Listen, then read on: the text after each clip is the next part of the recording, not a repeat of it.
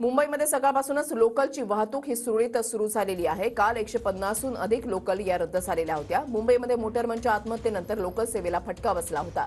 आज मात्र लोकलची वाहतूक सुरळीत सुरू आहे। मात्र सकाळी 10 वाजल्याच्या नंतर रेल्वेच्या तिन्ही मार्गांवर मेगा ब्लॉक असणार आहे।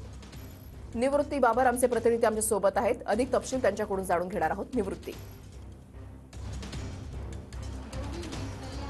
नक्कीच वृषाली, आपण जर काल पाहायला गेलं तर मोटरमॅन मुरलीधर शर्मा यांचा जो मृत्यू झाला त्याच्यानंतर लोकल सेवेवरती मोठ्या प्रमाणात परिणाम झाला होता। अनेक मोटरमन जे आहेत ते त्यांच्या अंत्यविधीला जाणार होते, त्यामुळे अनेक मोटरमननी जे आहे ते जादा काम करण्यासाठी नकार दिला होता आणि त्यामुळे जवळपास 147हून अधिक लोकल जे आहेत त्या रद्द झाल्या होत्या आणि त्यामुळे लोकल सेवेवरती मोठ्या प्रमाणात परिणाम झाला होता।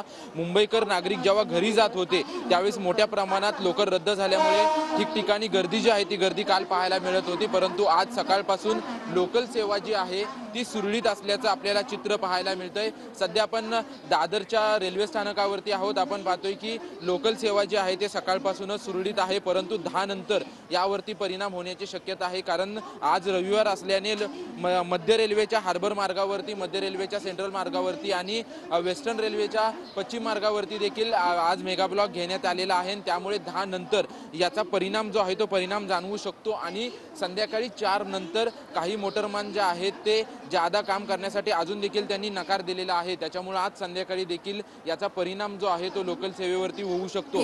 काल जवळपास 147हून अधिक लोकल जे आहेत ते रद्द झाल्या होत्या आणि त्यामुळे अनेक नागरिकांना त्रास झाल्याचं चित्र आपल्याला पाहायला मिळत होतं।